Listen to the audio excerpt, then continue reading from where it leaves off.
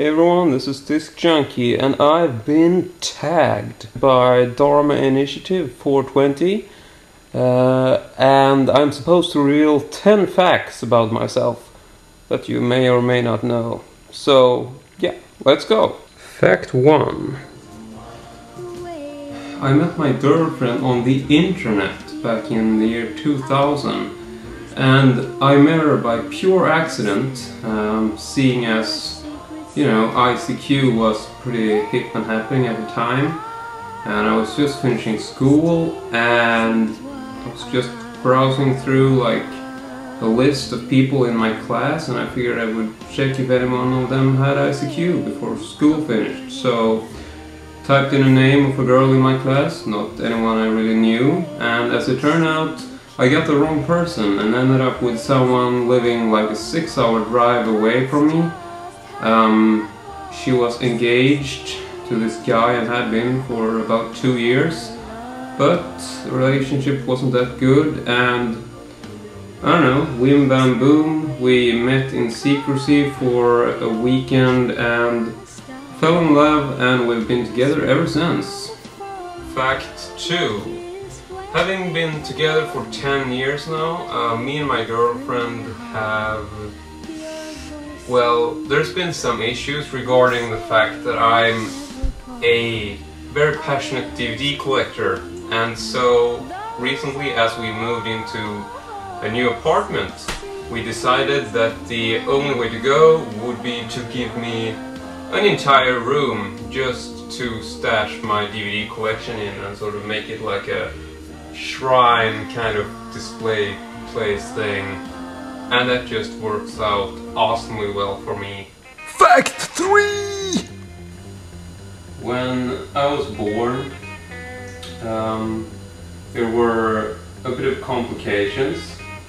I came into the world pretty normally, but shortly thereafter, like just after I'd been born, I began having breathing difficulties, and my face turned blue. I wasn't getting oxygen, and as it turned out, I had a very rare disease which is called Methylmalonic Acidemia. Anyway, this was a very rare disease at the time and still is. In Sweden there are around 8 or 9 million people, and at the time of my birth there were only 6 documented cases of this disease in the entire country. So it was really just, you know, pure luck that my doctor had heard about one of these cases, and he recommended that we try and giving me a B12 shot, just B vitamins, and this just snapped me right out of it, and luckily I survived. But had my doctor not known about this rare condition, then I would probably not be alive today.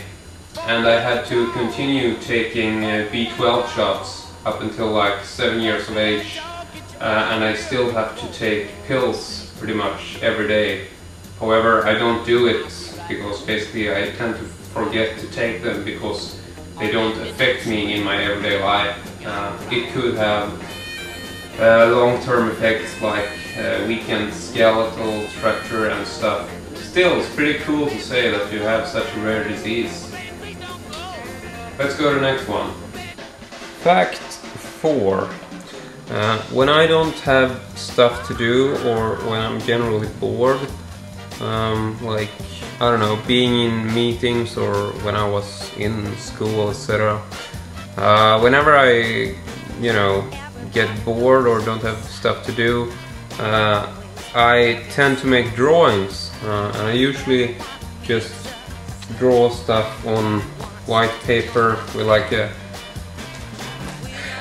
black marker, or really fine, like not ballpoint, but it's just like an ink, like a black pen. Let's see if I can show you some stuff. There's a dog, some kind of fat guy, a pirate, there's a television, an angry banana, Zombie! Crazy Elvis with a big knife. Weird guy in a jar. A guy with a big grin. Nerd! And someone in prison. Fact 5. I can make a totally awesome fish fillet sandwich right at home.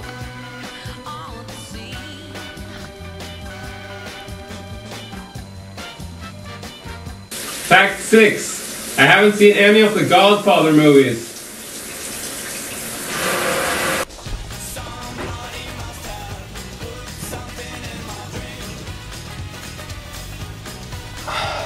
Fact 7. Me and my girlfriend drink Diet Coke to pretty much every meal. You know, it's weird. Fact 8. I hardly sleep at all. When I was working full time, I began working at 8 o'clock in the morning, and I generally didn't go to bed until like 1, maybe 1:30 in the morning. So I ended up with like 4.5 hours sleep, and I did that on like an everyday basis. I don't know, it's boring going to bed. I'm just a night person. Fact 9. Apart from being a DVD collector, I'm also a photography enthusiast, and I particularly enjoy making spherical images. And what I mean by that is you sort of set up a tripod, and I got this special panoramic tripod head, and then you got like a digital camera, which is like, it's got a fisheye lens, and you set it up and you spin it and you take images in from a certain point, and then you take images upwards and downwards, and by doing that you're creating like a whole bunch of images. And what the computer does is that it stitches these images together and basically makes one big image which shows every possible viewpoint from a specific place. And once you've done that, you can render these things, which are called spherical panoramas.